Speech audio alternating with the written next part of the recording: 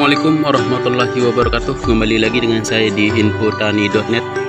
Baik teman-teman, pada kesempatan hari ini, tepatnya tanggal 20 bulan September tahun 2020, tepat dimana usia rawit saya saat ini yaitu 30 hari setelah tanam, dimana pada hari ini saya akan melakukan penyemprotan yang ke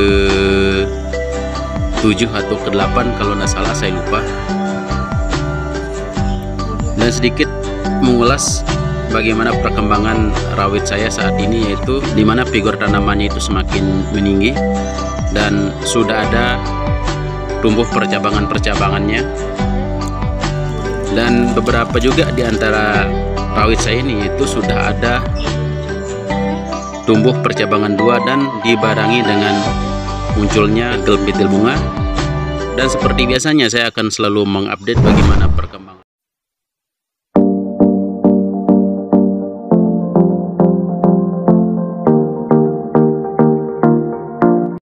Baik teman-teman, jadi ini adalah beberapa bahan yang saya gunakan untuk penyemprotan. Ini adalah bahan aktif metomil, yang ini kemarin sudah saya pakai. Oke, dan ini juga ada fungisida, ada beberapa bahan aktif, diantaranya di sini yaitu bahan aktifnya di sini pentoat, dan tentunya di sini juga ada abamectin. Ini adalah bahan-bahan yang saya pakaikan rutin, dimana setiap melakukan penyemprotannya itu saya rolling semuanya. Dan pada kesempatan hari ini itu saya akan memakai bahan aktif yaitu imidacloroprid, dan di sini yaitu merek dagang Tridor. Langsung saja saya campurkan sekitar 2 atau 3 gram per 2 liter air. Saya langsung saja di sini. Jadi kurang lebih seperti ini ya, sekitar 2 gram atau 3 gram. Langsung saya sudah siapkan air di sini yaitu 2 liter air. Untuk pupuk daunnya di sini saya akan pakaikan yaitu merek dagang dari Saprotan. Saya gunakan sekitar 4 gram ya untuk 2 liter air. Tak lupa juga di sini saya akan pakaikan yaitu berupa pupuk organic cair ya. Ini adalah produk dari NASA. Ini saya pakai ya, setengah tutup botol. Jadi untuk pupuk organiknya di sini sangat bagus sekali karena lengkap akan unsur makro dan mikronya. Jadi sangat bagus sekali kita aplikasikan pada cabai yang di masa vegetatif. Oke, dan nanti setelah itu terakhir saya akan campurkan yaitu perkat atau ini merek Celestol. Ini saya akan pakaikan sekitar 2 ml ya. Oke, langsung saja saya akan mengaduknya dulu.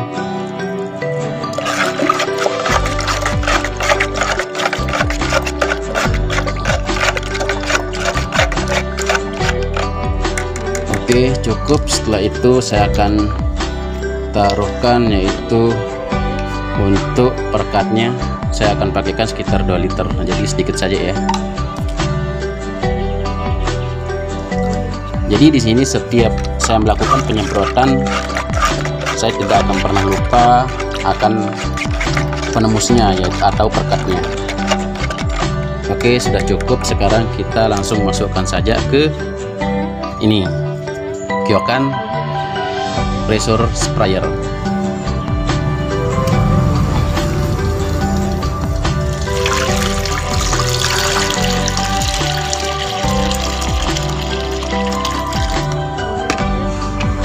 Oke, tinggal kita tutup, terus kita langsung aplikasikan ke kebun.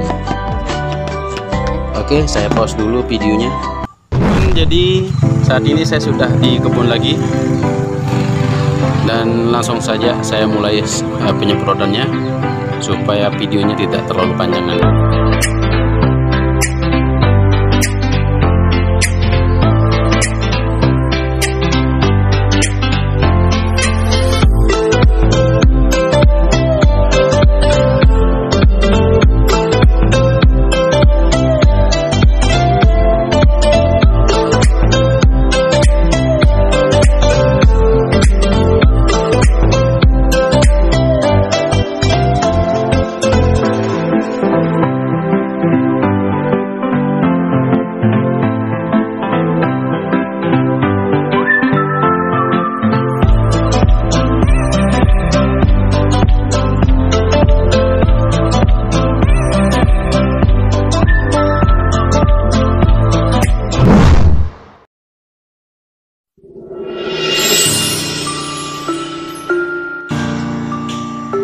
Oke, selesai sudah saya melakukan penyemprotan dan sedikit mengulas tentang bahan-bahan yang saya pakai dalam pengaplikasian penyemprotannya di sini, yaitu pertama, di mana waktu saya melakukan penyemprotan saya tidak memakaikan yaitu fungisidanya, karena tadi bahannya itu saya pakaikan atau saya campurkan dengan pupuk organik cair atau bahan hayati. Dan kedua, kenapa saya memakaikan neokristalon, padahal neokristalon itu adalah dimana untuk pengaplikasian pada masa-masa generatif. Nah, jawabannya di sini yaitu saya memakaikan neokristalon karena memang di sini saya memakai ultradap. Kenapa demikian? Ultradap sendiri yaitu dimana sangat bagus sekali diaplikasikan pada masa-masa vegetatif.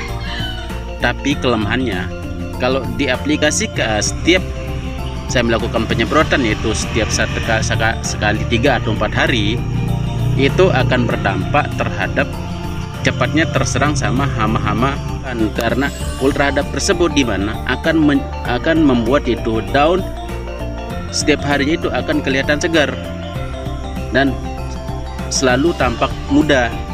Nah, di sini yaitu peran dari neokristalon sebagai penyeimbangnya, di mana neokristalon itu yaitu akan membuat daun-daunnya itu, daun-daun dari tawit ini yaitu menjadi agak lebih tua.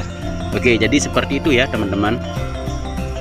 Dan mengenai bahan aktif dari pestisida yang saya pakai, yaitu di sini saya selalu meruling bahan-bahan yang saya pakai. Kenapa demikian? Karena kalau saya memakai satu bahan aktif setiap pengaplikasian penyemprotan, di mana nanti takutnya itu akan terjadi yaitu kebalnya hama-hama tersebut terhadap satu bahan aktif. Jadi seperti itu ya teman-teman. Dan karena itulah setiap saya melakukan penyemprotan yang sekali 3 atau 4 hari, saya akan selalu mengganti bahan aktif yang saya pakaikan, begitu. Dan di sini bahan aktif apa saja yang saya pakaikan seperti tadi, yaitu imidacloroprid, metomil, kemudian ada juga yaitu abamectin, dan kadang-kadang saya pakai bahan aktif yang lain juga, begitu teman-teman. Jadi itu dulu untuk pertemuan kali ini, dan nantikan update video berikutnya.